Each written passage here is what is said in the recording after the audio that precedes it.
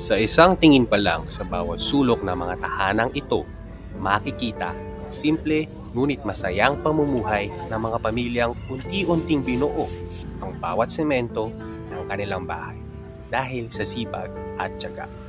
Mabigyan lamang ng magandang kinabukasan ang kanilang mahal sa buhay. Ngunit ganito lamang ba kasimple ito?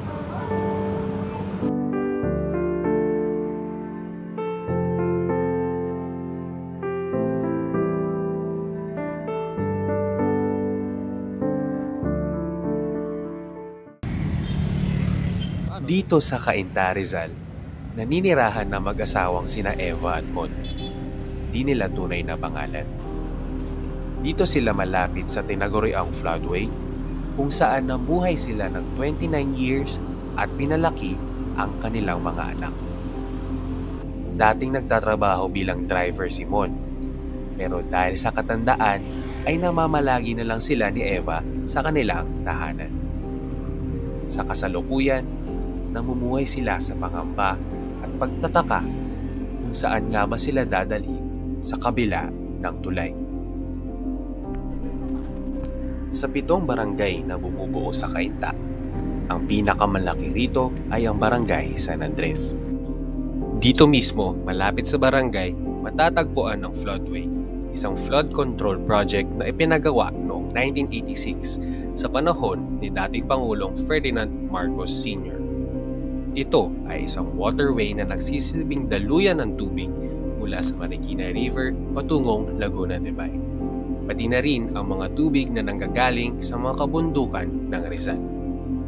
Nagsisilbi itong panangga laban sa mga pagbaha sa syudad ng Pasig at sa mga kalapit na komunidad na madalas unang naaapektuhan tuwing dumarating ang malalakas na pag-ulan. At dahil nga sa malubhang problema ng traffic dito, tuwing rush hour, mapaumaga man o gabi, ay napagdesisyonan ng mga otoridad na magpatayo pa ng isang tulay.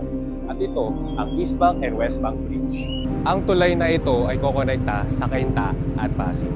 At inaasahan niyang makatutulong itong makaresolba ng traffic dito sa may East Bank Road ng Barangay San Andres para hindi na magkumpul-kumpulan ang mga sasakyan pagdating sa Javier Bridge na may 2 lanes lamang.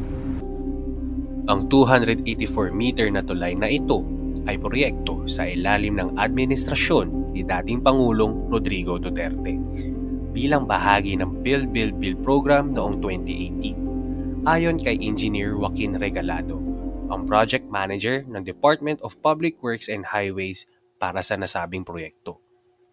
Ngunit ngayong taon lamang ito tuluyang nasimulan. Katulad ng ibang government projects, hindi man ito mareresolba ng buo ang sistematikong problema sa trapiko, may pag-asa namang mabawasan ang travel time ng mga biyahero.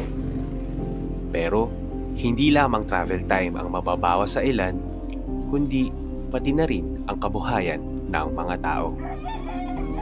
Isa nga naging problema rito ay maraming naapekto ang informal settler families o ISF dahil sa pagbuo ng proyekto nito. Umaabot nga sa 250 families ang naapektuhan o na-relocate sa Baras Rizal.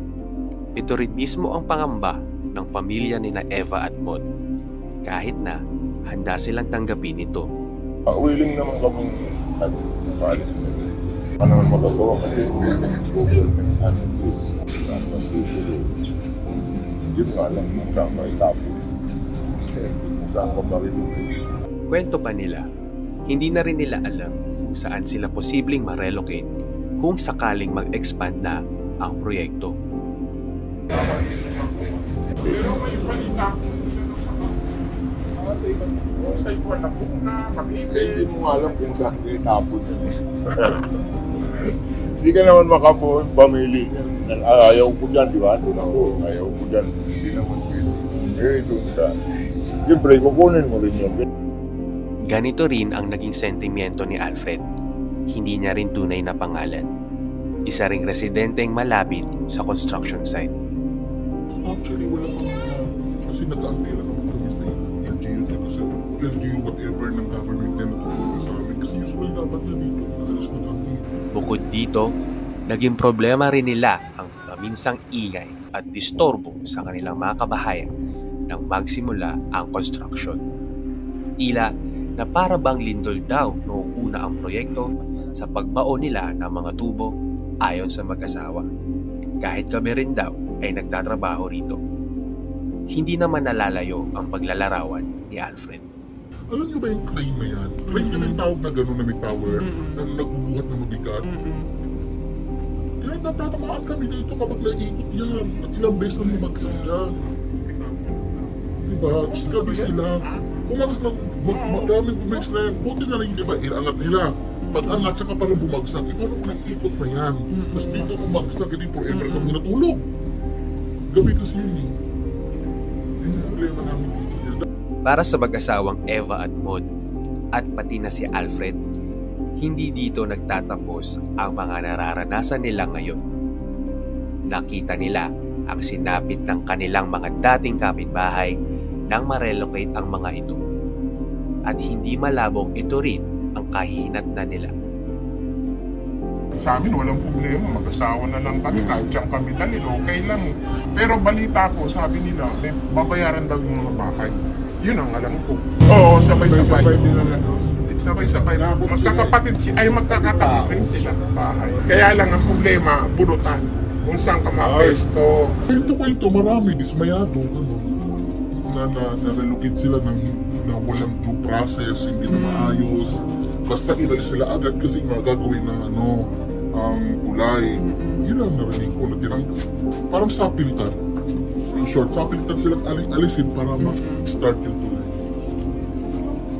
Malaking tulong na sana ang relocation project na ito. Pero sa kwento sa kanila ng mga pamilyang nailipat, mukhang hindi ito ang kaso. Wala na doon, tinapon sila doon. Hinatid lang sila doon, walang ibinigay na, ano sa bahay, normal lang kasi sa location eh. Pagdating doon lang. Ayun, nag-aalisan doon, kaya naghahanap ng trabaho dito. Kasi ang bukod doon, wala pang Meralco at wala pa silang tubig. Lang sila, nakikabit lang muna. Sa tubig ganun, hinahatiran sila ang mahal. Kasi wala silang hanap buhay. Tapos sinakot pa nila, sinakot sila sa baras. Nasa baras sila ngayon. Magaganda raw yung mga bahay doon. Ganda naman daw, kaya lang ang problema, nakikiduktong, wala silang kuryente, wala silang tubig. Nakikiduktong lang sila. Dahil nasa paligid lamang ng Barangay San Andres ang ginagawang tulay, iisipin mong kabalikat sila ng proyekto upang matiyak hindi lamang ang kalidad ng mismong tulay, kundi pati na rin ang kaligtasan at kabuhayan ng mga residente. Pero ayon kay Benson Conde, ang barangay captain ng San Andres, wala silang naging anumang involvement sa proyekto. Never nagkaroon ng coordination sa akin personally. Kasi hindi ko rin alam kung anong klaseng project yan, kung yan ba ay project ng DPWH, kung yan ba ay project ng kung ano mang... Hindi ko alam kung saan magko-communicate din eh. Hindi ko alam kung paano saan magsisimula din eh. Wala din kasi kahit from local eh, walang communication sa akin. Sinubukan ko magpunta ron ng personally, kaya lang, puro Chinese. Walang local na ano dun. Tapos hindi ka rin basta-basta makakapasok. Oo, kasi hindi ko authorized.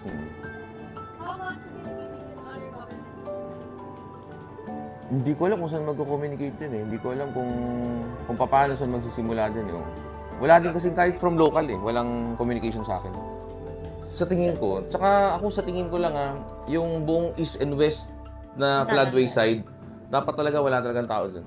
Pero dapat... As in 100%, not just yung pwede na to hanggang dito lang. Dapat talaga walang tao talaga dyan, completely. Para naman sa mayor ng Cainta na si Keith Nieto, parte lamang ito ng serbisyong inihahatid nila bilang opisyales ng gobyerno. Now, there is already a government project that's nationally based and they are requiring us to move these people. The best way we can with the resources that are available to us, we extend it to them. So either of two things, we provide them financial help if they want to move out. Some of them are actually tenants. No? They are not the owners of the properties, no? where they were displaced. No? So the situation is, bibigyan namin sa kanila yung option. If you want to move to a place na meron na talagang bahay, a bit far, you can take that. Otherwise, you can venture into something else by taking yung amount na bibigay namin sa inyo by way of assistance para you can start life all over again. We only do this because there is actually an urgent project that has to be implemented I wasn't the mayor at the time that they were relocated. Had it been my time, I would have bought property here in Cainta and placed them there. But it wasn't really me deciding on it. But just the same, whatever commitments that were made by the predecessor, we honor it. So we're building the communities there, we sustain them, we provide logistical support. It will never be enough. Pag nasa Pilipinas ka, whatever assistance you provide will never be enough.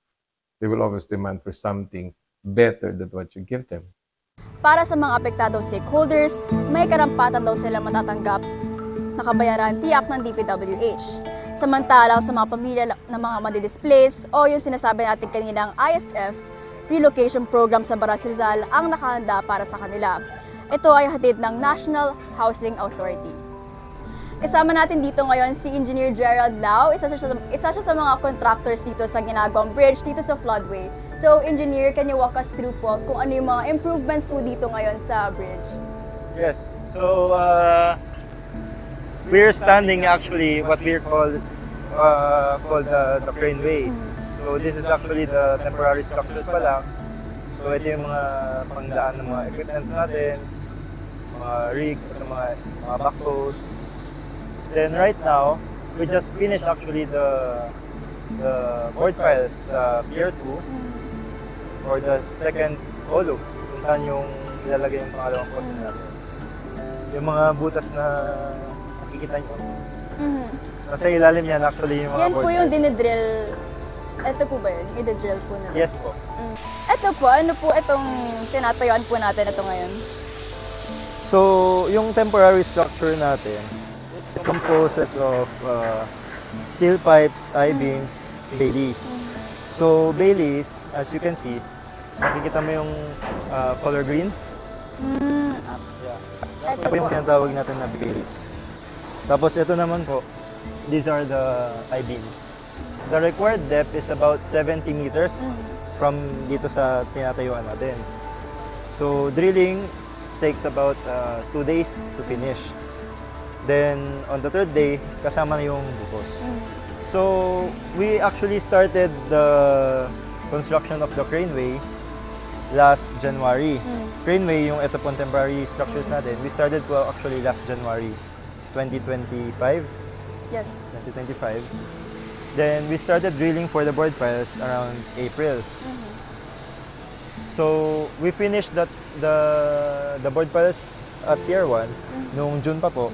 Then, here at Pier 2 last month, August. Itong mga for temporary structures, as far as I know, this is all local. Ito po mga I-beams, ito mga plates, this is all local. Pero yung main structure po natin, yung main bridge po natin, manggagaling po sa China. As far as I know, hindi pa po siya nasi-ship papunta dito. As far as I know, it's still ongoing fabrication. Iba-iba naman ang pananaw ng mga residente ng Cainta ukol sa proyektong ito. May mga nagsasabing hindi sila pamilyar sa ginagawang construction, pero meron ding ilan na aware dito at optimistic sa madadalang serbisyo nito. Para sa akin kasi, maganda sana kung maaga siyang matatapos para sa atin, kasi para nga iwas traffic talaga yan. Depende pa rin, kasi dami sasakyan na pabago-bago. Dami lumalabas na iba-ibang sasakyan. Magbabago yan pag natapos na yung tulay. Pero pag hindi pa, lalong mahirap yan kasi bababa yung ano nila dyan. Yung gamit nila sa tulay. Bababa nila yung gamit nila dyan na mga bakal. Kaya magkaka-traffic yun. Every coin has two sides. Hindi maikakaila ang tulong na naibibigay ng mga proyektong kagaya na lamang nitong ginagawang tulay. Pero kaakibat ng ginhawa sa iba, ang pait sa ilan. Hindi maikakaila na maraming buhay ang maiibsan dahil mababawasan ang kanilang pagtitiis sa pagko-commute para lang makapasok sa kani-kanilang trabaho at eskwelahan. Pero hindi sapat na isantabi na lamang ang mga naapektuhan at maapektuhan pang mga komunidad sa prosesong ito. At the end of the day, sa serbisyong pampubliko, dapat tinitiyak ang kapakanan at kalidad ng pamumuhay ng mga tao. Madaling sabihin na dapat na lamang sumunod ang mga kagaya ni na Eva Mon at Alfred dahil sa alinsunod na lamang sa layunin ng gobyerno. Pero para sa kanilang nagawang magtayo ng ligtas at maayos na tahanan mula sa limitadong resources na mayroon sila, mas nakakaalam sila sa kung anong nararapat para sa kanila. Mabuting suriin natin kung para sa tao at kung makatao nga ba ang mga choices na nilalahad ng mga proyektong kagaya nito. O nakalaan lamang ang pagtawid sa kabilang dulo ng tulay para sa iilan.